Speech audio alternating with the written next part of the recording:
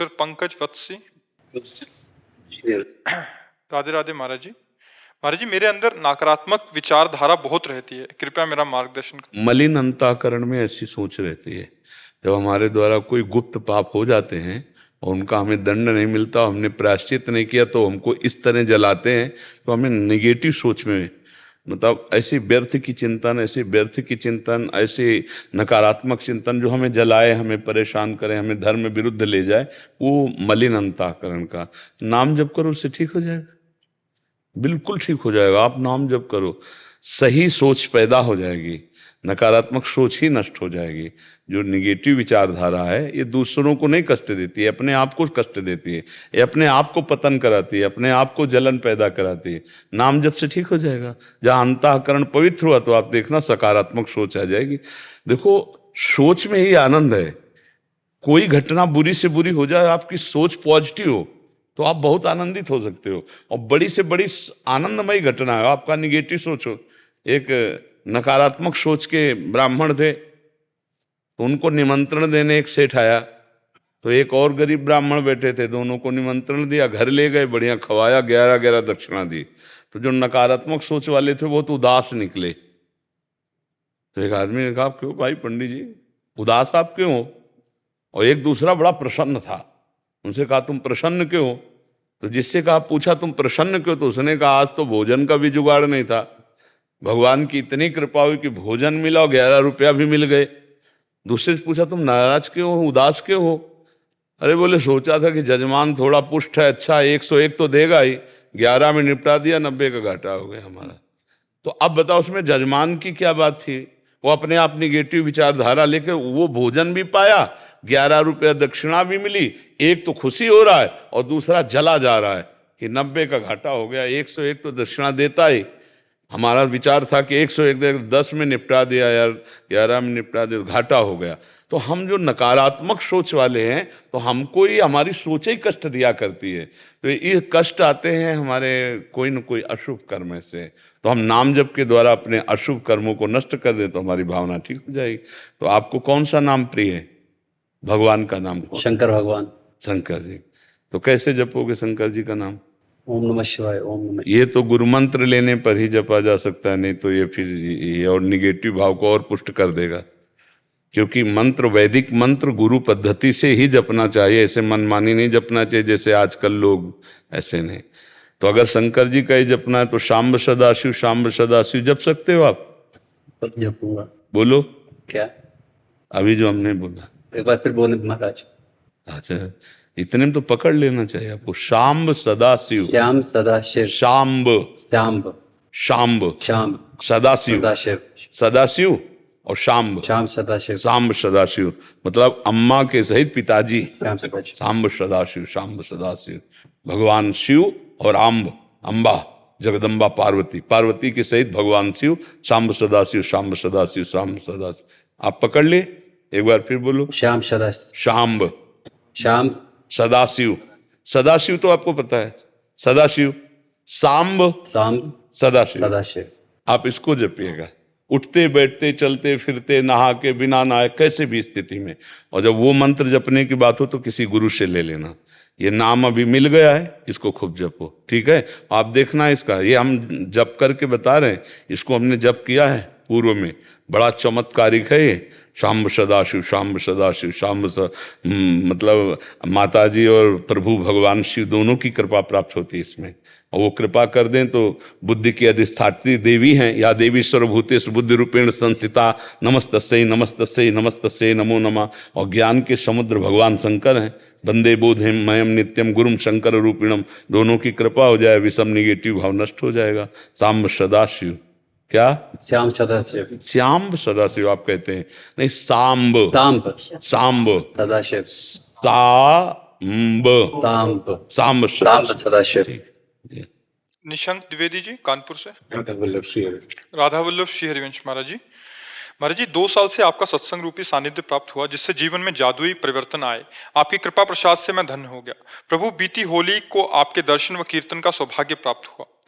महाराज जी, मेरा printing press का व्यवसाय है, जिस जिसमें प्रतिष्ठानों की बिल बुक व अन्य स्टेशनरी की छपाई होती है। प्रभु, जब से हमने आपके एकांतिक में भगवत नामों व चित्रों की छपाई संबंधित बात सुनी है, तब से मन में संदेह रहता है, क्योंकि लगभग 95% प्रतिष्ठानों के नाम भगवान के नाम होता। तो महाराज जी, इस कंडीशन में हम क्या करें? हमें बहुत संदेह हो रहा है भगवत नाम। हाँ, मतलब अब हमारी प्रार्थना तो यही थी कि जैसे विवाह के कार्ड में शंकर पार्वती जी बना दिए, राधा कृष्ण बना दिए, नाम लिख दिए, और वो कार्ड ब्याह का अपना लोग फिर डस्टबिन में फेंक दिए, उसका कोई भगवान के रूप में तो महत्व करते नहीं हो, तो निमंत्रण कार्ड के रूप में करते हैं। या जिसमें नाम लिखा है भगवान के, तो वो पैरों के नीचे पड़े, नालियों में पड़े, कूड़ेदानों में पड़े, तो हम उसी नाम की सिद्धि से भगवान को प्राप्त करते हैं। हम उन्हीं भगवान के चित्रों को पूजा में विराजमान करके भगवान की प्राप्ति करते हैं। तो इसलिए हमारी प्रार्थना थी कि जैसे झोले में छाप दिया, जैसे निमंत्रण कार्ड, वैसे हर जगह हमको थोड़ा ध्यान रखना है कि हमारे इष्ट का नाम, हमारे इष्ट की छवि, इनका अपमान न हो। अब इस पर कोई ध्यान तो देता नहीं, चूंकि अर्थ प्रधानता बुद्धि होने के कारण कोई ध्यान नहीं देता। तो अब उस कंपनी वाले की जो दुर्गति होगी उसको पता नहीं है, खुली बात कह रहा हूं। उस कंपनी वाले की जो दुर्गति होगी, कमा लो रुपया कितना कमाओगे, और जब इस नामा अपराध का टक्कर लगेगा तो सब विध्वंस हो जाएगा, किसी काम में नहीं आएगा। तो इसलिए हमारी प्रार्थना रहती कि हम सनातन धर्मावलंबी हैं। अगर आपके सामने लिख दिया जाए राम और कहा जाए जूते से चढ़ के जाओ, हमें लगता है अगर सनातन धर्मावलंबी हो तो गला कटवाना स्वीकार करोगे, नाम में पैर रखना स्वीकार नहीं करो। और आज लोग ईंट पे नाम लिख रहे हैं और लेटरिन बाथरूम में वो ईंटें लग रहे हैं। कोई सोच पा रहा जरा इन बातों को? मतलब विचार करना। हरि नाम लिखा जा रहा है, राम नाम लिखा जा रहा है, राधा नाम लिखा जा रहा है, ईंटों पे भगवान नाम लिखा जाता है। हमने देखा है कि अब वो ईंटों से बाथरूम भी बनता है, शौचालय में भी ईंट लगती है। अब कहाँ बुद्धि भ्रष्ट होने से बचेगी? पर इसकी सूक्ष्मता कौन देखता है? तो कौन सिद्ध हो रहा है, कौन भगवत प्राप्त हो रहा है, कौन सुखी हो रहा है? गंदी बातें हैं कि हमारे भगवान के नाम का अपमान किया जाता है। अब इस पर क्या किया जा सके, आप हमें विचार करके बताओ। हमारे विचार तो हमने आपके सामने रखे। हम तो इस बात का भी विरोध करते हैं जो भगवान की छवियों को, भगवान के नाम को पोस्टरों में अपने प्रचार प्रसार के लिए लगाते हैं, इसके बाद फाड़ के और नाली में फेंक दिए जाते हैं। हमें तो मतलब अब हमारी बात सुनेगा कौन? क्योंकि अपने स्वार्थ में जिसकी बुद्धि पागल हो गई, वो हमारी बाबा जी की बात कौन सुनेगा? नहीं तो बड़े बड़े ऐसे अपराध किए जा रहे हैं नाम के, जिनको अपराध नहीं समझा जा रहा है। छोटे छोटे थैले हैं और उनमें पूरा सब, औरों की तो बात जाने दो, बड़ी बड़ी जगहों से बड़ी बड़ी गलतियां हो रही जिनको संभालना मुश्किल है, नहीं संभल पाएंगे। क्योंकि उनको सिर्फ अर्थ दिखाई दे रहा है, अपना प्रचार प्रसार दिखाई दे रहा है। कैसे तुम्हें बताएं कि मतलब ये लगता है कि छोटे मुंह बड़ी बात, कौन हमारे को बात समझेगा? ऐसे ऐसे अपराध किए जा रहे हैं केवल प्रचार के लिए, केवल पैसे के लिए। तो अब उस पर हम क्या विचार कर सकते हैं, उस पर हम क्या कर सकते हैं? क्योंकि अब ये तो गली गली आप देखो चिपका दिए, ठाकुर जी की छवि बना दी, गुरु की छवि बना दी, 4 दिन के बाद फाड़ करके नाली में पड़े हुए हैं। ये सनातन धर्म का स्वरूप जो है, हम बनते हैं अपने धर्मावलंबी और अपने प्रभुओं का अपमान हम स्वयं कर रहे हैं, अपने प्रभु की छवियों का अपमान कर रहे हैं, प्रभु के नाम का अपमान कर रहे हैं। तो आराधना किसकी करोगे? तभी रंग नहीं आता है। एक छवि विराजमान की पूजा में, फिर दूसरी अच्छी लगी तो उसको निकाल करके ऐसे कूड़ेदान की तरह रख दिया, और वो फिर वो शीशा फूटा तो फुटपाथ में रख दिया। तो वो जो सिंहासन में विराजमान वो तुमसे बोलेंगे क्या, तुम्हारे ऊपर कृपा करेंगे क्या? क्योंकि उनको पता है 4 दिन बाद दूसरी छवि आएगी, वो हम फिर फुटपाथ में पहुंच जाएंगे। तो ये आप देख लो ना, पीपल के नीचे कितनी आपको छवियां मिलेंगी, कितने लक्ष्मी गणेश जी मिलेंगे। अरे भैया, अगर आपको ऐसा है तो उसकी पद्धति है, आप किसी पवित्र नदी की तक ले जाओ कार में रखकर, और वहां गड्ढा खोदो और वहां विराजमान करके ऊपर से ऐसे सम्मान और फिर प्रणाम करके चले आओ। उसका एक मतलब तरीका है। अब ऐसे नहीं जहाँ चाहो जैसे चाहो, पर अब बहुतायत हो रही। हमने एक झोला देखा, छोटे छोटे थैले, छोटे छोटे झोले, पूरा भगवान नाम और क्या क्या सब लिखा हुआ है, और केवल चंद रुपए के लिए। अब उसमें सामान लेके आया जो, तो सामान का प्रयोग करा, झोला को फेंक दिया। क्योंकि साधारण उसके झोले बनते हैं तो साधारण थैलियों की तरह, अब उनमें कितने भगवान नाम लिखे हैं, उनके क्या आप कैसे बताएं। अब वो समझ में तब आवे ना जब भक्ति करें, भक्ति तो है नहीं, तो उनको रुपया की भक्ति तो रुपया दिखाई देता है। तो आप तो विवेकवान हैं, इसलिए आपको चुभ रहा है कि कैसे करूं, क्या करूं। तो अब इस पर आप विचार करो और हमको भी सलाह दो कि आप क्या करो। जिससे हमारा मुख्य काम है प्रतिष्ठानों की बिल छापना। और जैसे कि पहले भी आज हमारा काम खुद का हमारे बाबा का चलाया हुआ है, 60-65 साल पुराना है। और उससे भी पहले की बहुत सी वहां पर दुकानें अभी भी हैं। तो पहले बहुत सारे नाम सभी के भगवान के नाम पे रहते थे, जैसे राधाकांत जी, रमाकांत जी, उमाकांत जी, राम आश्रय जी। तो उन्हीं के नामों पे सब दुकानें चल रही हैं। जैसे कि राधा ट्रेडिंग कंपनी हो गई, राधे श्याम मधुबन किशोर हो गया, भगवती ट्रेडिंग कंपनी हो गई, और इसी तरह से बहुत सारे नाम हैं। तो अब हम उनकी किताबें, बिल बुक, जो बिल पर्चा वो काटते हैं, हम सिर्फ वो छापते हैं। तो उनमें जितने चित्र हैं उनको तो हमने लगभग खत्म करना शुरू कर दिया है कि हम चित्र कोई नहीं छापेंगे। लेकिन अब वो दुकानों के नाम तो बदल नहीं सकते, और अगर हम उनसे कहने का प्रयास करते हैं तो वो मखौल बनाते हैं कि अरे ये सब क्या है। हाँ, वो ऐसे नहीं जानते ना, वो मतलब वही हम आपसे जैसे प्रश्न किया था कि अगर आपके सामने नाम लिख दिया जाए भगवान का, वो कहा जाए चढ़ो इस पर, नहीं तो गर्दन कटवाओ। तो हमें तो लगता है हमारी सनातन धर्म की श्रद्धा कहेगी कि गर्दन काट दो, लेकिन मैं पैर नहीं रख सकता, ये मेरे भगवान का नाम है नहीं। तो अब हमारे द्वारा वही लिखित नाम कोई पैर के नीचे पड़ तरफ से तो प्रभु जी वो चीजें सही जाती हैं। हमारे हम अपना कोई मेरा निजी अपराध नहीं करते, लेकिन अब हमको संदेह ये होता है कि जैसे उन्होंने पर्चा फाड़ा, अब वो आगे गया, फिर 2 हाथों के बाद या तो वो फट जाता है या फिर फाइलों में लगा रहता, तो 5-7 साल बाद उसे जलाया या किया जाए, तो क्या इसका अपराध हमको लगेगा? वैसे शास्त्रीय पद्धति से कहता हूं, कर्ता प्रेरक अनुमोदन तीनों को बराबर फल मिलता है, चाहे पुण्य का हो चाहे पाप का हो।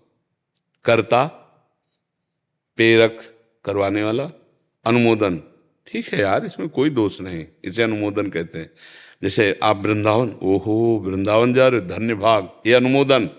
यार बैठे क्या करते हो, एक दिन वृंदावन चले जाओ, ये प्रेरक, और आप वृंदावन आए, तीनों को बराबर लाभ मिलेगा। ऐसे ही अपराध प्रवृत्ति का है। अब इस पर आप विचार कर लीजिए, कर्ता, प्रेरक, अनुमोदन, तीनों को बराबर का।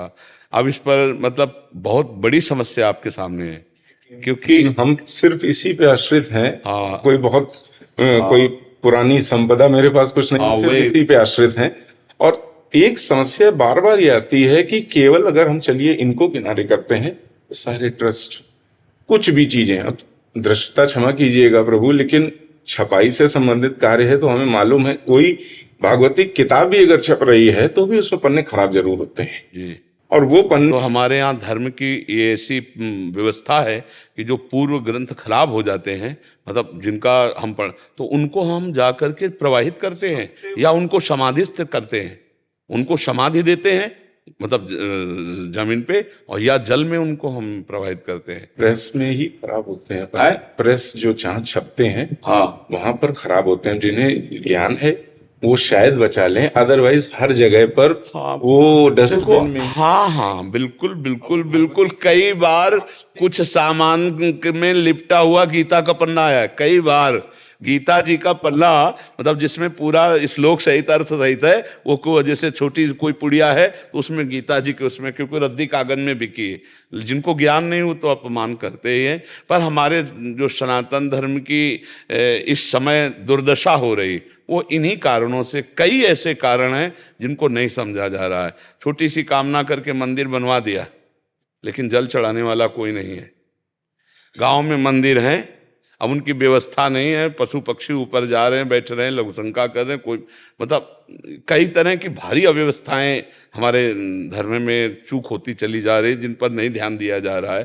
पहले मंदिर बनाया जाता था तो उसमें संपत्ति लगाई जाती थी कि आरती पूजा होती रहे, कम से कम गांव में मंदिर तो जल चढ़ा दिया। ऐसे मंदिर बनाना निषेध है, नहीं तो नरक जाओगे। तो कई ऐसी बातें हैं जिनको आज अज्ञान में समझा नहीं जा रहा और बड़ी त्रुटियां हो रही। मंदिर में संपत्ति लगी तो मंदिर के काम में नहीं आ रही और दूसरे लोग अपने प्रयोग में ले रहे हैं। ये सब नारकी गतियों की बात है। तो आप जहां तक हो सके विवेक के द्वारा आप देख लीजिए। मेरे लिए क्या आदेश है? अब इस पर हम कैसे, क्या मतलब, हमारी सामर्थ्य इस पे नहीं है कि हम आपको हरी स्याही लगा दें या लाल स्याही लगा दें। आपके सामने बात रख दिए, इसका फाइनल आप करेंगे। आपके सामने। हमारे लिए तो आप सब कुछ। ले इस पे क्या है ना कि चूंकि मेरे आराध्य देव का विषय है और आपके व्यापार का विषय है, अगर मैं ना कहता हूं तो आप पूरा परिवार है आपके पोषण के लिए, और अगर हाँ कहता हूं तो मेरी उपासना है पूरे जीवन की। इसलिए हम ये बात केवल आपके ऊपर छोड़ देते हैं। अगर मेरे फाइनल करने की होती तो अभी फाइनल कर देता, लेकिन मेरे फाइनल करने में नहीं है, क्योंकि मेरी उपासना का विषय है और आपके भरण पोषण का विषय है। आपके परिवार का अव्यवस्थित हो जाए कभी नहीं चाहूंगा, और मेरे प्रभु के नाम का अपमान हो कभी नहीं चाहूंगा। उसमें में ऐसे फंसे हुए हैं महाराज जी। प्रभु से ही प्रार्थना करो, सुनो, जिनका नाम उन्हीं से प्रार्थना करो कि आपकी गरज हो तो आप हमको प्रेरित करो और दूसरा मार्ग दो जिससे मैं बचूं, नहीं तो चला आ रहा है आप देख ले, हम आपकी शरण में हैं, तो वही सब संभाल सकते हैं, उन्हीं का सारा खेल है, नहीं ना। करमवीर जी चंडीगढ़ से। हरिवंश। श्री हरिवंश महाराज जी, गुरुदेव आपके चरणों में कोटि कोटि वंदन। महाराज जी, सेवक वाणी के तीसरे प्रकरण 9वें छंद में पोषण भरन न चिंत कराही, श्री हरिवंश विभव विलसाही, वृंदावन की माधुरी, गुण गावत जू रसिक सचु पाई, संतत रसिक सुनहु चितलाई, श्री हरिवंश प्रताप यश। महाराज जी, इसका भावार्थ हम समझना चाह रहे हैं। पूरा प्रगट धर्म जैसे जानी, प्रगट धर्म जैसे जानी, तभी उसका अर्थ तभी निकलेगा ना। महाराज जी, हाँ, प्रगट धर्म जैसे जानिए, श्री हरिवंश नाम जाहिए, नाम सिद्ध पहचानिए। श्री हरिवंश नाम सब सिद्ध, सबे रसिक बिलसै नवनिधि, भुगते देहि न जाचहि, ताप पोषण भरन न चिंत कराए, श्री हरिवंश विभो बिलसाए, श्री वृंदावन की माधुरी। प्रगट धर्म जैसे जानिए, पहली बात समझिए, श्री हरिवंश नाम जाहिए, ये वाचिक, उपांश और मानसिक, जिसकी नाम में मानसिक स्थिति में जिसका नाम का प्रकाश हो चुका है, मन और नाम एक हो चुका है। श्री हरिवंश नाम सब सिद्धि, क्योंकि हा में हरि, रा में राधा, वा में वृंदावन, सा में सहचरी। तो प्रगट धर्म जैसे जानिए, श्री हरिवंश नाम जाहिए, नाम सिद्ध पहचानिए। जब निरंतर नाम चलने लगा तो नाम सिद्ध महापुरुष हो गया। अब नाम सिद्ध, श्री हरिवंश नाम में सबे सब सिद्ध, जो भी इच्छा करे, जैसी भी इच्छा करे, भागवतिक, पारमार्थिक, लौकिक, व्यवहारिकी, सबकी उसकी पूर्ति हो जाती है। इतना वैभव प्रगट में, लौकिक वैभव और आंतरिक वैभव इतना हो जाता है कि भुगतें और दें न जाचें, फिर पोषण भरन न चिंता कराएं। अब उनका अपने योगक्षेम की चिंता खत्म हो चुकी। योग माने प्राप्त कराना, अप्राप्ति की प्राप्ति, और क्षेम माने प्राप्ति की रक्षा। अब दोनों की बात खत्म, क्योंकि प्रगट धर्म हो गया है। प्रगट धर्म का स्वरूप क्या? निरंतर नाम चल रहा है। नाम से समस्त सिद्धियां, अभिलषित वस्तु देने वाली, उसके हृदय में जागृत हो चुकी है। प्रगट धर्म जैसे जानिए, श्री हरिवंश नाम जाहिए, नाम सिद्ध पहचानिए। श्री हरिवंश नाम सब सिद्ध, सबे रसिक बिलसै नौ निधि, और भुगतें देह न जाचहि, पोषण भरन न चिंत कराए। इतना है कि अब उसकी चिंता नहीं रह गई, आंतरिक और बाह्य दोनों। ये नाम पक्का हो जाता है, पक्का हो जाता है। पोषण भरन न चिंत कराए, श्री हरिवंश विभो विलसाए, श्री वृंदावन की माधुरी। गुण गावत जो रसिक सच उपाय, संतत सकल सुनो चितलाय, श्री हरिवंश प्रताप जस। जो प्रियालाल के गुण चतुरासी जी का गायन करते रहते हैं, वो इस सुख को प्राप्त होते हैं। कौन सा सुख? निश्चिंतता, बेपरवाही। न पोषण भरण की चिंता है, न योगक्षेम की चिंता है, सब अपने आप अलौकिक सिद्धियों के द्वारा हो रहा है। वो चाह करते ही सब बात बनती चली जा रही, क्योंकि नाम सिद्धि पहचानी है। नाम उसके अंदर, हरिवंश नाम बिसरे न छिन, श्री हरिवंश सहाय भल, हरिवंश भरोसे भय निडर, और नित गर्जत हरिवंश बल। ये एक स्थिति है जहां योगक्षेम की भी चाह नहीं है, गुणातीत स्थिति है, और किसी भी तरह की कोई कमी भी नहीं है। लौकिक और पारलौकिक दोनों विभूतियां उसके पास हो जाएंगी। कोई ऐसी नहीं कि जो सोचे और ना हो जाए, क्योंकि नाम चल रहा है। इसलिए ये विद्या हरिवंश नाम चतुरक्षर जपत सिद्धि भव उद्धरणम। तो नाम जितना, राधा वल्लभ श्री हरिवंश, राधा वल्लभ श्री हरिवंश, निज मंत्र भी यही है, शरणागत भी मंत्र यही है, नाम भी यही है, सब यही है। अब हमारा मंत्र का कुछ नियम होता है, उसको पूरा कर लें और हर समय राधा वल्लभ श्री हरिवंश, राधा वल्लभ। खुद आप देखेंगे खुद देखेंगे कि इसका वैभव क्या है। खुले नेत्रों से प्रियालाल का साक्षात्कार कराने की सामर्थ्य। कैसे पापी क्यों न हो, हरिवंश नाम जो ले, तो अलक लड़ेती रीझ के महल खवासी दे। ये महिमा है, ये महिमा हरिवंश नाम की अपार महिमा है। इसीलिए जल्दी ये निकुंज की चाबी जल्दी किसी के हाथ नहीं लगती, और लग गई तो बेड़ा पार हो गया। हाँ, श्री हरिवंश नाम सब सिद्धि, सबे रसिक बिलसय नवनिधि, भुगतय और देहि न जाचहि। ऐसे नहीं, रसिक जन कभी ऐसे नहीं करते। पोषण भरन चिंत कराएं, श्री हरिवंश विभव बिलसाएं, वृंदावन की माधि। जब प्रियालाल उसके हृदय में नेत्रों में छा गए, फिर अब क्या चाह रह गई। और अगर चाह कर ले तो तत्काल पूर्ण हो जाएगी। जो ये नहीं कि उसका भजन कम हो जाएगा, नहीं, क्योंकि वो समुद्र से जुड़ गया। जैसे एक सरोवर है तो उसका जल खींचोगे तो एक लिमिट है, लेकिन समुद्र है तो अगाध है। तो ऐसे प्रियालाल के चरणों से जब हमारा संबंध हो गया तो हमारे भजन से नहीं, उस संबंध से सब प्राप्त हो रहा है। एक होता कमा करके और एक होता गोदनामे में। तो हम जो प्रियालाल के चरणों में गए ना हरिवंश प्रताप से, तो गोदनामे में कई बच्चा के पेट जैसे, हाँ वही गोदनामे का हम लोगों को आनंद मिल रहा है। साधना तो ऐसी नहीं, पर बहुत बड़े ने गोद ले लिया, गुरुजी ने, हरिवंश चंद्रजू ने, तो हमें संपत्ति मिल गई। दंपति संपत्ति पाइए, कुंज महल की टहल सुख, दंपति संपत्ति पाइए। बहुत ये आनंददायक है अपने आचार्य निष्ठा, गुरु निष्ठा और नाम निष्ठा। इसी से सब सेवक जी गढ़ा में थे, वहीं हरिवंश नाम के प्रभाव से सब कुछ प्रकट हो गया, सब वैभव प्रकट हो गया। अच्छा, जब प्रभु मिल जाए तो फिर और दुर्लभ क्या है। दुर्लभ वस्तु तो प्रभु है ना। जब प्रभु ही मिल गए तो अन्य वैभव तो बहुत छोटी बात है ना। माया का ये अष्ट सिद्धि नौ निधियां, ये तो भगवान की हैं। तो जब हम भगवान की शरण में हो गए तो सब सेवा में हो जाती, चाह करो या ना करो, चाह करो या ना करो।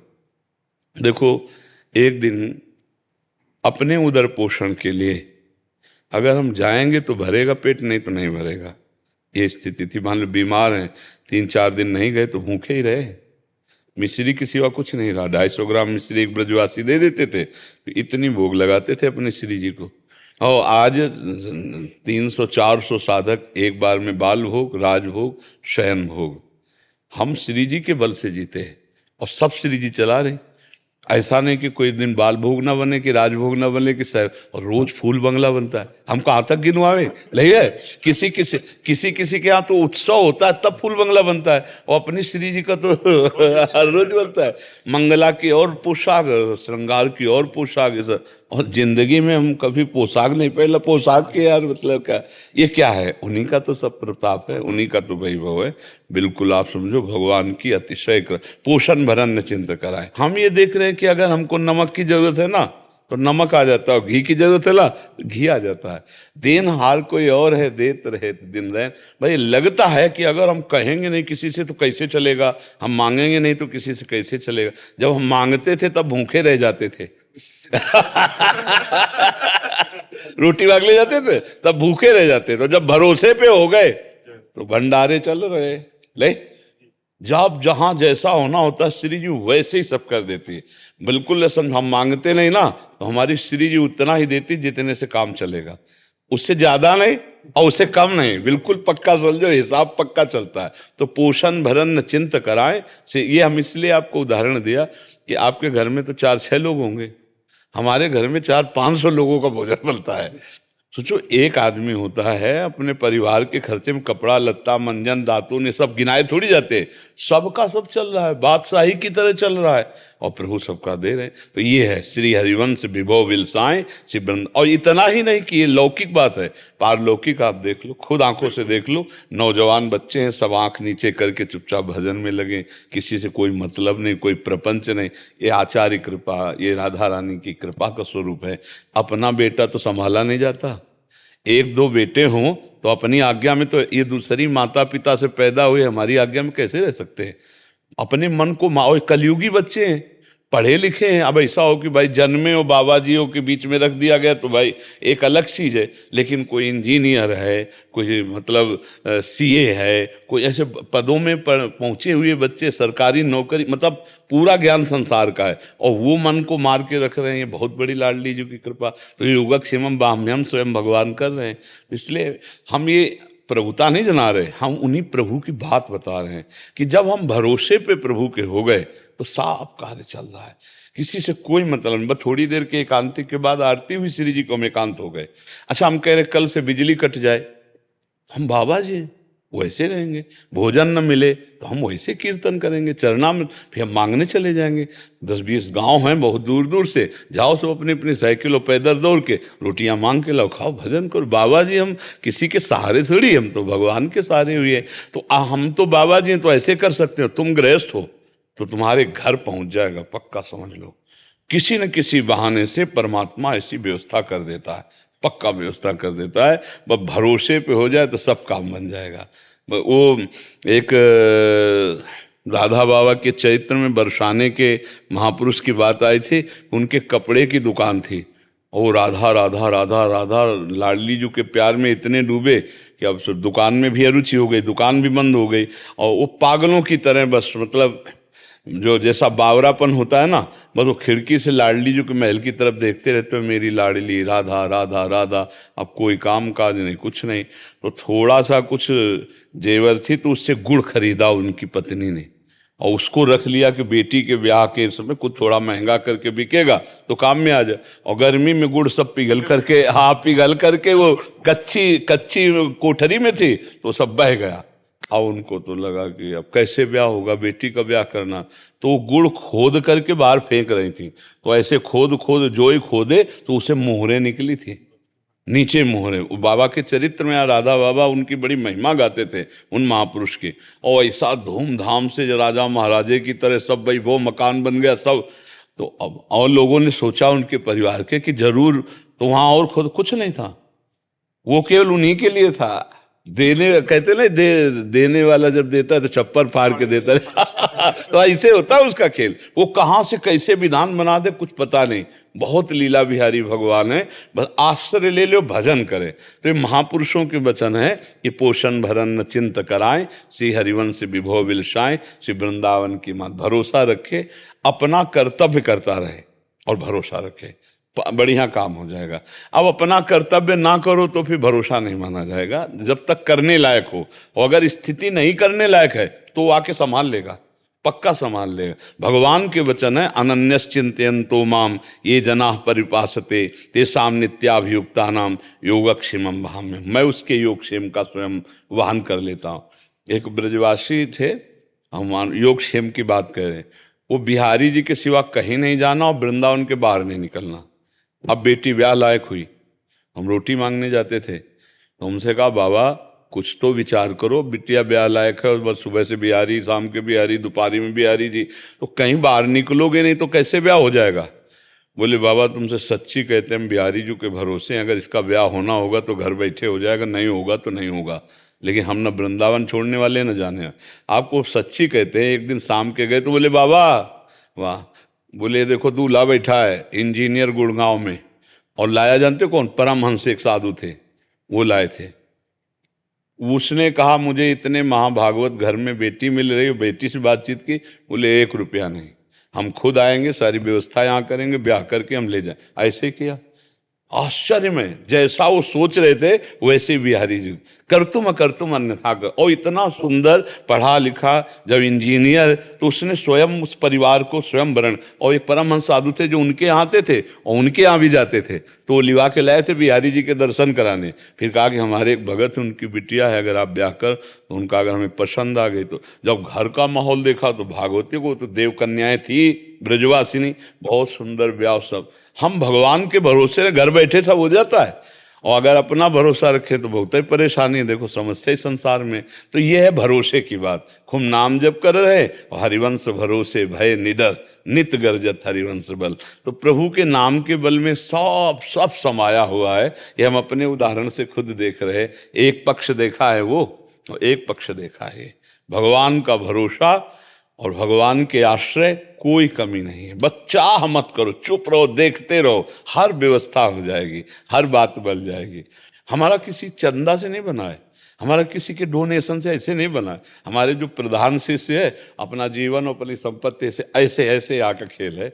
यहाँ भी जैसे किसी के डोनेशन से नहीं चल रहा है। जो कुछ श्री जी ऐसे दिए और कहाँ से कैसे आ जाता है, जिस महीने का जिस बिल देना होगा जिस दिन पूर्ति कर ली होगी, ऐसे अचानक आ जाता है, रोज को रोज सब। तो भरोसो दृढ़ इन चरणन केरो, तो पोषण भरन न चिंत कराएं, श्री हरिवंश विभो विलसाएं वृंदावन। मतलब आप, इसलिए हम अपनी गाथा बता देते कि किसका उदाहरण दें।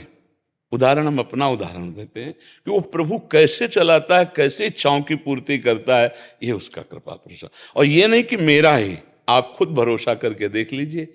अंतिम निर्णय में लगेगा एक गई गई गाड़ी गई, और आप देखोगे एकदम निकल गई। जो भरोसा उनका है और आपको लगा निकल गई, और भरोसा नहीं उनका और पापाचरण है, तो गई गई गई चली जाएगी। भगवान का भरोसा वो दृढ़ होता है, दृढ़ भरोसा। बस यही इसमें है, पोषण भरन न चिंत कराएं, चिंता नहीं करनी चाहिए, भगवान सब व्यवस्था कर देते हैं। गीता जी हरियाणा से।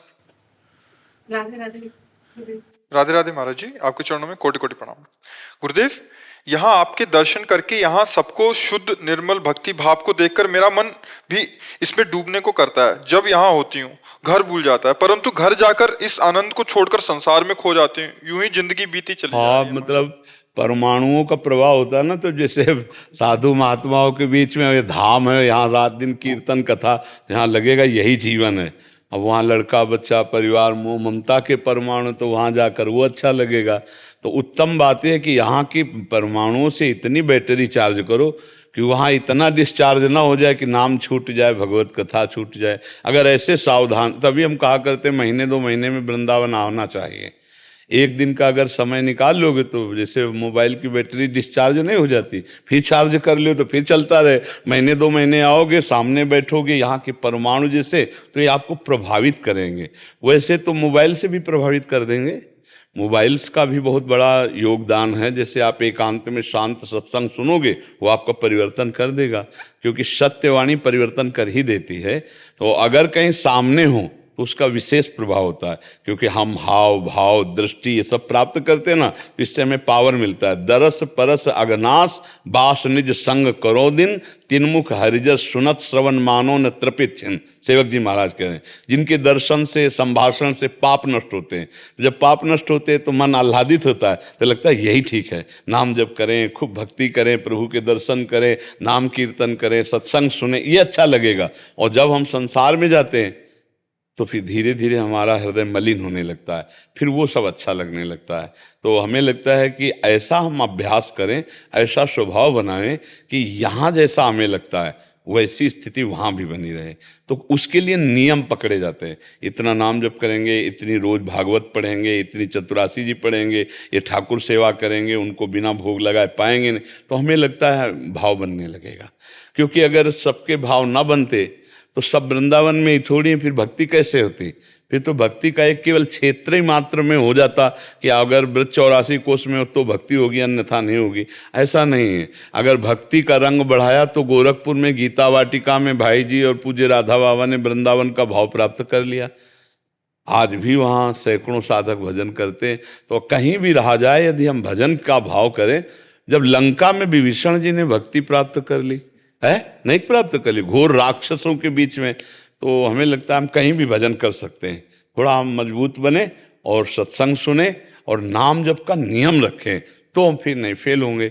नहीं तो गृह कारज नाना जंजाला, तेति दुर्गम शैल विशाला, वो बड़े पहाड़ हैं, उनको पार करना बड़ा कठिन है। बच्चों का जहाँ तोतली बानी, परिवार की सब ऐसे मोहित, तो फिर प्रभु को भूल जाते हैं हम, उसी में रमण करने लगते हैं। और चतुराई है कि उसी में हम प्रभु को देखें, बच्चे रूप में भगवान, पत्नी रूप में भगवान, पुत्र रूप में, पति रूप में, माता पिता रूप में, तो हमारा काम बन जाए। बका नाम जप से तभी ये भाव बन पाएगा। अगर नाम जप नहीं है तो भाव नहीं बन पाएगा। है कठिन, गृहस्थी में भजन कर ले जाए तो फिर क्या कहना है, पर है कठिन भजन करना। देखो थोड़ा भी काम करने लगो तो भजन में रुकावट आ जाएगी। ऐसे आराम से बैठकर जैसे यहाँ कोने में भजन करो, देखो मन लगेगा। और जहाँ फिर आप संसार के कार्य करने लगो तो उसमें मन लगेगा ना, संसार के कार्य में, तो भजन में बाधा पड़ जाएगी। तो घर में तो कार्य ही कार्य है, कोई ये बुला रहा है, किसी को वो चाहिए, किसी को ये चाहिए, तो हमारा मन इतना फैल जाता है कि उसको भजन का सुख वहाँ नहीं प्राप्त हो पाता। पर वहीं हम भजन का सुख प्राप्त करें, ऐसी कौन सी कला है? सारे कर्मों को भगवान के लिए करे, सब में भगवान की भावना करे, सब कर्म भगवान को समर्पित कर दे और नाम जपने का अभ्यास जिभ्यास से करें तो गृहस्थी में जीत हो सकती है। नहीं तो है तो बहुत विचित्र, माया का फंसाव है, मोह का फंसाव है। तो आप हिम्मत मत हारिए, नाम जप कीजिए, प्रभु से प्रार्थना कीजिए हमको ऐसी सामर्थ्य दो। देखो मीरा भी अपने परिवार में ससुराल में जैसे, तो वहाँ भी भजन, वहाँ भी भगवत भाव। गृहस्थी में नरसिंह मेहता जी भी तो थे, उनकी पत्नी थी, पुत्र थे, पुत्री थे, लेकिन भजन भाव में क्या कमी आई? हम थोड़ा प्रियता और बढ़ावें। अभी हमारी थोड़ी प्रियता कम है, इसलिए यहाँ रंग आ जाता है और वहाँ रंग हट जाता है। अगर हम प्रियता बढ़ावें तो कहीं भी रहे हमारे रंग में मतलब कोई भी कसर नहीं होगी। हमारा रंग भक्ति का सुरक्षित बना रहे। वो नाम, जितना नाम में अधिक प्रेम करोगे उतने आप भक्ति सुरक्षित रख पाओगे। जी। मानस पाठक जी आजमगढ़ से। राधे राधे गुरु जी, आपके चरणों में कोटि कोटि प्रणाम। महाराज जी, मैं असत्य बातों पर क्रोधित हो जाता हूँ, चाहे वो मुझसे उम्र में श्रेष्ठ ही क्यों ना हो। क्या तो इससे हाँ, मेरे भजन में त्रुटि हो? बात तो दोनों गड़बड़ हो गई। वो असत्य बोल रहा है, तुम क्रोध कर रहे हो, तो बात गड़बड़ हो गई, दोनों खराब हो गए। वो असत्य बोल रहा है और आपको पता है वो असत्य बोल रहा है, तो हमें भगवान से प्रार्थना करनी कि उसको सामर्थ्य दें कि वो सत्य बोले और हम शांत रहें, हम प्रसन्न रहें। हम क्रोधित क्यों? वो असत्य बोलकर दोष कर रहा, तुम क्रोधित होकर दोष कर रहे हो। बात तो दोनों ही तो बुरे हो, तुम कोई अच्छे थोड़ी हो गए, क्योंकि तुमने क्रोध रूपी पाप को स्वीकार किया और वो असत्य रूपी पाप को स्वीकार किए। त्रिविधम नरकस्येदम द्वारम नाशन मात्मनः कामः क्रोधा तथा लोभा तस्मात् दैत्यं त्यजेत्। भगवान कह रहे हैं 3 नरक ले जाने वाले, काम, क्रोध और लोभ। वो असत्य बोल रहा है, नहीं असत्य संपातक पुंजा, तो तुम क्रोध रूपी पाप कर रहे हो। बात तो एक ही है, तो तुम श्रेष्ठ थोड़ी हो गए, तो तुम्हें क्रोध त्यागना चाहिए। वो असत्य पे, इसलिए हमें भगवान से प्रार्थना करनी चाहिए, प्रभु आप बुद्धि शुद्ध कर दो तो सत्य भाषण बोलने लगे, सत्य विचारवान हो जाए, सत्य आचरण करने वाला। हमारा पावर भगवान है। कोई गलत मार्ग में जा रहा है तो उसका हम नाश नहीं सोचेंगे, नहीं, भगवान उसको सही मार्ग दें, भगवान उस पर कृपा करें। अगर शराबी का शराब छूट जाए तो अच्छा आदमी हो गया कि नहीं हो गया? बुरे आदमी के बुरे आचरण छूट जाए तो महात्मा हो गया कि नहीं हो गया? तो हमें क्रोध नहीं करना है, बुरे आचरण करने वाले पर हमें करुणा करनी है। क्रोध क्यों करना है? नहीं, भगवान कृपा करें, उनकी बुद्धि शुद्ध करें, ऐसे हमें भावना करनी है। उसका अहित अमंगल क्रोध से आप अपना भी अहित कर लेंगे और उसका भी अहित कर लेंगे। तो क्रोध अच्छी बात नहीं। क्रोध तो सर्वनाशक है, अपना विनाश करता है, सामने वाले का विनाश करता है। क्रोध में आ जाओ तो वो तो झूठ बोल रहा है, तुम तो असभ्य बोलने लगोगे। ज्यादा क्रोध आ जाए तो असभ्य बर्ताव नहीं करोगे। देखो आपने कहा चाहे हमसे बड़ा हो, लेकिन हम क्रोध आ जाता है तो फिर असभ्य बर्ताव हो गया ना, तो वो तो झूठ बोल रहा था, आप तो असभ्यता में आ चुके, आप तो मनुष्यता ही भूल जाएंगे। क्रोध आ जाए, ज्यादा बढ़ जाए तो आप अपमान कर सकते हैं, नहीं कर देंगे। तो क्रोध तो बहुत बड़ा एक गलती है, इसको सुधारिए। यही हम में सबसे ज्यादा कमी होती है कि हम दूसरों के दोष देखते हैं और अपने बड़े बड़े दोष नहीं देख पाते। तेरे भावे जो करे भलो बुरो संसार, नारायण तू बैठ के अपनो भवन बुहार। अगर लौट कर आप देखो तो सबसे बड़ी गलती हमारे अंदर है। अगर हम अपनी गलतियों को दूर कर दें तो सब में भगवान विराजमान है, हम आनंदित हो जाएंगे। कहीं झूठ का रोल कर रहे हैं, वो वही तो है, कहीं झूठ का रोल कर रहे हैं, तो हमको आनंदित होना है।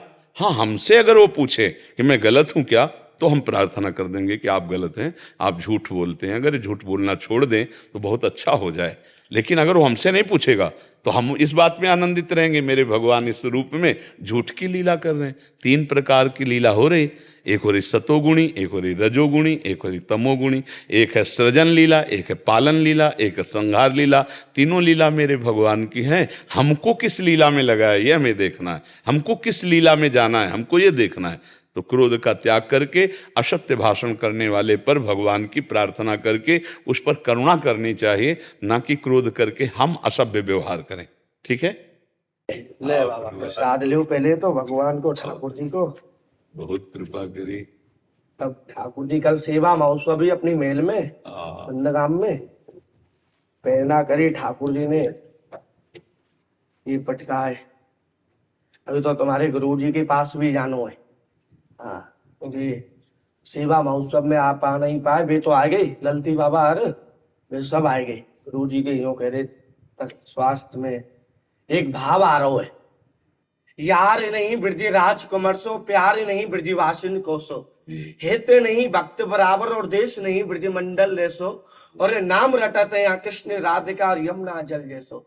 अब तो बाबा यहाँ राधा राधा रटे बिल्कुल और सब कृपा है नंद लाला की, बिल्कुल और ब्रजवासी वल्लभ सदा और मेरे जीवन प्राण इन्हें तनक विसारियो सी नंद बाबा की यान। ब्रजवासी एक ही बात कह में अपने लाला थे, लाला तू खुश रहे, हमें खुश मत रखे, तू खुद स्वयं खुश रहे, हमें तेरी जरूरत ना है तो हमारी जरूरत है। बिल्कुल क्योंकि समय की लीला है सब बाबा, बिल्कुल क्योंकि हम बाकी कमर पे बैठे बिल्कुल और हम बा ठाकुर जी के बापते ना माने, अपनो सखा है, अपने सखा प्राण है, से। दोस्त है, फ्रेंड है। बिल्कुल और अब तो हमारे नंद लाला की कृपा तो बहुत बड़ी कृपा है तुम के ऊपर। मैं आपको बताऊं, बोलो नंद के लाला की, रिस्वान के जमाई की, छोटे सारे की, बोलो राधे राधे। जय नंद। जय अर्चना जी। राधा वल्लभ श्री महाराज जी राधे राधे, आपके चरणों में कोटि कोटि प्रणाम। महाराज जी एक बात मन में हमेशा आती है कि आपको इतनी तरह की पीड़ा से गुजरना पड़ा, उम्र भी कम थी तब भी, क्या कभी आपको वापस घर लौटने जाने का मन नहीं हुआ उस कभी छोटी सी नहीं, उम्र में? कभी इस बात ने आपको टिकाया? कभी भगवान की कृपा से एक भी ऐसा नहीं आया कि मैं घर जाऊं। बस यही, जब कभी हम टूटे हैं तो कोई न कोई हमको भगवान उपदेश दे दिए किसी न किसी रूप में। जैसे हम बिठूर में गंगा के किनारे थे तो एक दिन एक शराबी हमें मिले, शराब पिए हुए एक थे और गए इधर आ। अब 17-18 की अवस्था, नए बच्चे थे, बल तो इतना था कि अगर ये कुछ उद्दंडता करेगा तो संभाल लेंगे, कोई मतलब ब्रह्मचर्य और दंड बैठक मारते थे तो बल तो था ही ऐसा कि अगर जरा भी उद्दंडता करेगा तो संभल जाएगा, कोई ज्यादा है नहीं। तो निर्भय होकर नजदीक गए, कहा हमारे साथ चल। तो कौतूहल ऐसे खेल वश हम उसके साथ चले गए। वो हमको वैकुंठ धाम नामक एक था, वहाँ ले गए और देखा तो भगवान वैकुंठनाथ गरुड़ पर सवार, ऐसी शोभा थी। उनका देख ये कौन है? उनका भगवान। बोले नहीं नहीं ये कौन है? तुमको भगवान। बोले भगवान नहीं, पत्थर, पत्थर है ना। तुम चुप रहे। बोले नीचे ये कौन? ये भी पत्थर, ये संगमरमर, वो भी संगमरमर। देखो तिल तिल छेनी से काटा गया, टूटा नहीं, तो ये भगवान बनकर पूज रहा है। और ये टूटा तो नीचे बिछा दिया गया। बाबा जी बना है, तिल तिल काटा जाए, टूटना नहीं, टूटना नहीं। हम उसे पंचांग उसी समय प्रणाम किया। और जीवन में जब कभी कष्ट और गाली गलौज, कोई मारपीट कर, तो उस समय आता टूटना नहीं, टूटना नहीं, टूटना नहीं, आगे बढ़ना। जहाँ कहीं ऐसी परिस्थिति आई तो भगवान किसी न किसी रूप में हमको समझाते रहे, पर हमें ये कभी नहीं आया कि घर चलें, क्योंकि लक्ष्य हमारा भगवत प्राप्ति था। तो घर का सवाल ही नहीं। किसी दुख से ऊब कर घर जाने की बात तो तब आवे जब हम सुख के लिए बाबा जी बने हों। हम तो भगवान की प्राप्ति के लिए, तो हमारा जीवन इसीलिए कष्ट में रखा गया कि अगर वो अनुभूतियां ना होती तो आप यहाँ बैठकर न सुनते। अगर हमको ठोंक बजा करके कसा गया तो समाज में बजवा रहे हैं ना प्रभु। मटकी को धूप में तपा कर का आवे में जला करके कुम्हार जब पक्का कर लेता तब बाजार में टन टन टन करके कहता है ये 20 रुपये की गरज है तो ले जाओ। ऐसे भगवान अपने भक्तों को ठोक बजा के मजबूत करके समाज कल्याण के लिए उतार देते हैं। तो अगर हमें अनुभव ना होता ज्ञान मार्ग का, भक्ति मार्ग का, जीवन का अनुभव, तो ये जो आज लाखों हजारों लोगों का जो भाव परिवर्तन हो रहा है, जो भगवत मार्ग में चल रहे हैं, ये कैसे चल पाते? इसीलिए भगवान ने कसा, इसीलिए भगवान ने हमको हर परीक्षाओं से पास करने के लिए मजबूर किया। कोई रास्ता ही नहीं। भगवान जिसको अपने मार्ग में लेते तो अन्य कोई रास्ता ही नहीं। आज तक हमारा कोई दोस्त नहीं, आओ भाई ऐसे करने वाला पूरी जिंदगी में नहीं। अकेला असंग जीवन, और जहाँ कहीं कुछ ऐसी सुख सुविधाओं का वहाँ उठाया कमंडल भागे। हमारा एक लक्ष्य था ब्रह्मानुभूति। जो मैं हूँ वो कौन हूँ, मेरा स्वरूप क्या है, भगवान है कहाँ है, कैसा है, उसको देखूं, उससे मिलूं। बस ये बचपन से लगन लगी रही। इसीलिए आज तक 1 रुपया हमारे पास नहीं, आज तक एक हमारा मित्र नहीं, आज तक ना मोबाइल रखा है, ना है, ना कभी रहेगा। जैसे घर से निकले थे वैसे ही आज है। न एक चम्मच हमारा है, न एक रुपया हमारा है, न एक वस्तु हमारी है, न एक व्यक्ति हमारा है।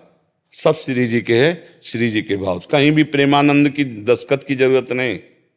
हम कभी ऐसा नहीं किया कि हम सरकारी कागजों में कहीं प्रेमानंद नहीं लिखा मिलेगा, न बैंक में, न किसी जमीन में, न किसी में। है 4 लोग मिलो, अपना काम करो, भजन करो। हमने उपदेश दे।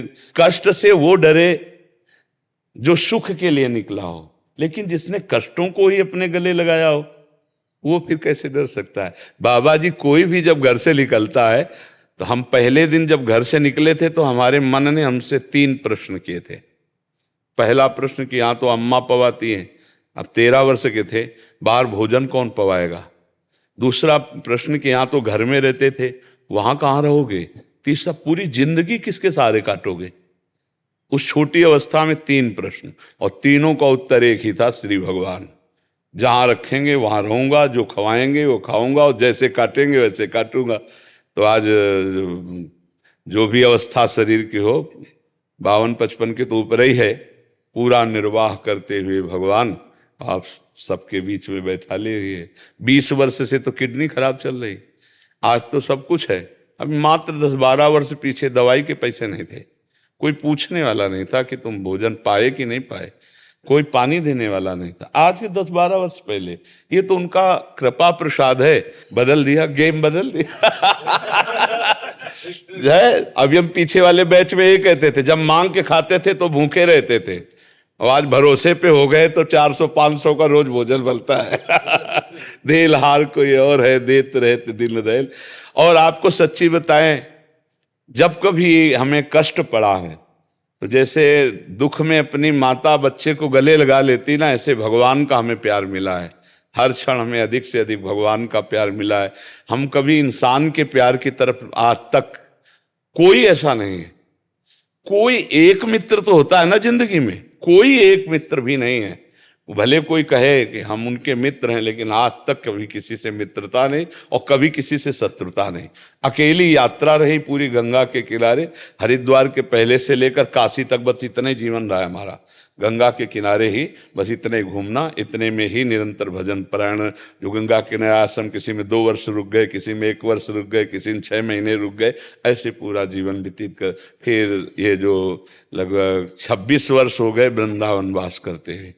व्यवस्था तो अभी हुई है, कोई आश्रम वाला रखता नहीं था। किडनी फेल है, दवाई करानी पड़ेगी। अरे तुम कैसी विपत्तियों का सामना करना पड़ा है कि कैसे। घाट में जब काशी में थे ना, तो कई कई दिन ऐसे, जब कोई सतुआ बांटता तो थोड़ा हमको भी मिल जाता, शाम के भिक्षुकों की लाइन में बैठ जाते थे।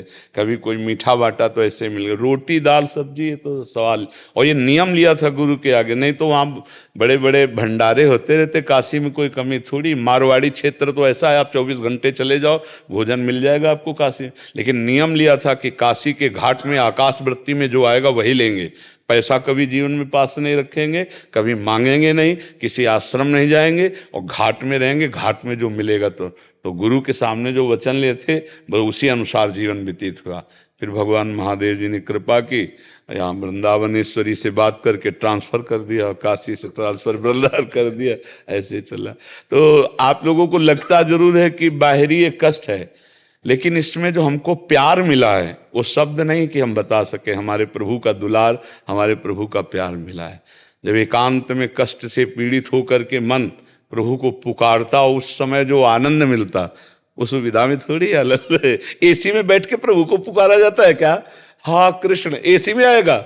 ले, हा कृष्ण तब आएगा जब जिधर जाओ उधर गालियां मिल रही, हृदय में आर्त भाव है, भरपेट भोजन भी नहीं है, कोई साथ देने वाला नहीं, तब वो पुकार। जब तक द्रौपदी को भरोसा था 5 पतियों का सभा का, तब तक पुकारा क्या? हा कृष्ण। और जब देखा सब कोई साथ देने वाला नहीं, अपना भी बल नहीं, तब कहा हा कृष्ण, तो बात बल गई। के चरणों में कोटि कोटि प्रणाम। गुरुदेव, मैं ब्रह्मचर्य का पालन करना चाहता हूँ, पर मुझसे त्रुटि बहुत हो रही है। तो क्या महाराज जी मेरे को ब्रह्मचर्य के लिए आपने जो आसन बताए, कौन कौन से महाराज जी मैं करूं, आसन मेरे को बता दीजिए। गृहस्थी में जाना है ना, जैसे सिद्धासन है, पद्मासन है, इनको ज्यादा फिर गृहस्थी में उचित ब्रह्मचर्य धारण किया। अभी तो नए बच्चे हो, दंड लगाओ, बैठक लगाओ, दौड़ लगाओ, है नहीं। और ऐसे एक बार एक दिनचर्या बताई थी, वो पढ़ी होगी यूट्यूब में, उसको सुनो। उस दिनचर्या से साधु का जो ब्रह्मचर्य होता है ऊर्ध्वगामी ब्रह्मचर्य होता है, वो फिर गृहस्थी लायक नहीं रह जाता है। ऐसे वो आसन होते हैं जैसे इंद्रियों को नष्ट हो जाना होता है। अब तुम्हें गृहस्थी में जाना है तो जैसे सिद्धासन लगाओ, पद्मासन लगाओ, वो पद्धति करो, तो अब जाना गृहस्थी में तो फिर ठीक नहीं है, ठीक है ना। गृहस्थी लायक साधन करो, अलग अलग मार्गों के साधन। बाबा जी बनना होता तो अलग मार्ग का साधन है। इसलिए सहज सुखासन में ऐसे बैठ गए, नाम जप किए, दंड बैठक मारे, व्यायाम और आसन प्राणायाम कर लो थोड़ा, बस इतना उचित है। और नाम जप करो, अच्छे भाव से रहो। अब जो गंदी फिल्में देखोगे, उसमें मोबाइल में वो गंदी चेष्टाएं करोगे तो ब्रह्मचर्य थोड़ी रह पाओगे, चाहे जो जैसे आसन में बैठो। मोबाइल तो रहता ही आजकल, छोटे छोटे बच्चों के पास रहता है, आपके पास भी है, तो आप गंदी बातें देखते हो मोबाइल से। यहाँ तो ऐसे कर दोगे कि नहीं है? पहले इतने हजारों वर्ष के हो गए तुम अभी तो बच्चे ही हो ला। पर अभी अभी अभी संयम आया है कब से? पिछले कुछ महीने। हाँ बच्चा, अब तो कुछ महीने से क्या, संस्कार तो पूरे बने ही दिमाग में। चित्रण बहुत बड़ा दिमाग के सीसी कैमरा है, अनजाने में भी सब कुछ भर लेता है। फिर तुम जानबूझ के देखोगे तो भर ही जाएगा। कभी मोबाइल से गंदी बातें मत देखना, और गंदे बच्चों का संग मत करना, और गंदी क्रियाएं मत करना। ऐसे रहो गंदी क्रिया के समय मानो मेरे हाथ टूट गए, मुझे नहीं करना, बिल्कुल ऐसे सावधान। तो भले निकल जाओ, नहीं तो एक बार इस दलदल में गिर जाए तो निकलना बड़ा मुश्किल होता है। तो क्या भयवश सुधार हो जाता है। अब तुम अपने को सुधारने के लिए माता पिता अब इतने खुद अपने में रमे हुए हैं कि बच्चों को देखते नहीं, और ये शर्म की बात समझी जाती है। ये शर्म की बात नहीं है। जैसे डॉक्टर से अपनी सारी बात, ऐसे माता पिता हमें लगता है बैठ करके अपने बच्चों से बात करना चाहिए, और बच्चों की समस्याओं का, ऐसी समस्याओं का मित्रवत समाधान करना चाहिए। नहीं तो कुछ लोग शर्माते हैं अपने बच्चों से बात करने में, भी बच्चे नष्ट हुए। अब जैसे आपकी अवस्था है, अब आप ब्रह्मचर्य नष्ट कर रहे हैं, तो आपका जब ब्याह होगा ना, तो आप संतानोत्पत्ति की क्षमता को खो देंगे। कि एक जो सहज प्रक्रिया है घर गृहस्थी में, वो एक अलग है।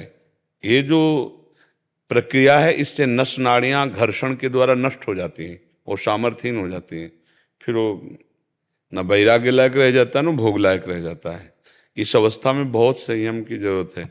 वैसे हमारी प्रार्थना मानो आज से नियम लो कि आप अपने हाथ से कोई ऐसी क्रिया नहीं करेंगे, और सहयोग तो भगवान देने वाले हैं ही। पर तुम ये ध्यान रखना, पूरा मन करेगा, तुमको उस समय सोचना है नहीं नहीं नहीं नहीं, बिल्कुल नहीं, राधा राधा राधा राधा, तो बच सकते हो। अगर ढिलाई की तो फिर नहीं बच, कसम खा के भी नहीं फिर रुका जा सकता। ये नशा है, जैसे अफीमची का नशा, ऐसे हर इंद्री का अपना एक नशा है। अगर वो अपने रंग में आ जाए तो भगवान की भी कसम को तोड़ दे, गुरुजनों की भी कसम को तोड़ दे। तो रखोगे वृंदावन की बात कि हमने वृंदावन में नियम ले लिया है, वैसी क्रिया नहीं करेंगे, ठीक है। फिर हमसे 1 महीना बाद मिलोगे, है? हाँ, 50 बैठक मारो, 20 सपाटे मारो कम से कम, ठीक है। बैठक समझते हो, सपाटे समझते हो, दंड है। अब यहाँ कैसे तुम्हें बताएं कि सपाटे ऐसे है। पुशअप पता है? पुशअप जो इसे लेट है, वैसे गूगल में सर्च कर लो, पढ़े लिखे हो, जब वो सर्च कर सकते तो ये भी सर्च कर सकते नहीं। और इसके बाद 3 किलोमीटर दौड़ो, 1.5 किलोमीटर जाओ, 1.5 किलोमीटर दौड़ के आओ, ऐसा करोगे, ठीक है। और शौच के पहले 1 लीटर पानी पियो हल्का गुनगुना करके, और थोड़ा टहलो, फिर शौच जाओ, फिर दौड़ लगाओ, फिर दंड बैठे, अभी अभी सब ठीक हो जाएगा। थोड़ा संयम से चलो, ऐसी कोई बात देखो मत, ऐसा मत करो। बहुत अच्छे बच्चे बन जाओगे। अभी तो 15-16 की होगी आयु, है 14 की। देखो आप कमाई के निकले। अब बताओ, ये अवस्थाएं बर्बाद होने वाली। इस अवस्था में तो बहुत तेजों में चेहरा होना चाहिए, लावण्य भरा चेहरा होना चाहिए। आप लोग गलत आचरण करके अपने को गिरा रहे हो, सुधार करो, ठीक है। 1 महीना बाद फिर हमसे मिलना, ठीक है, ठीक है जी।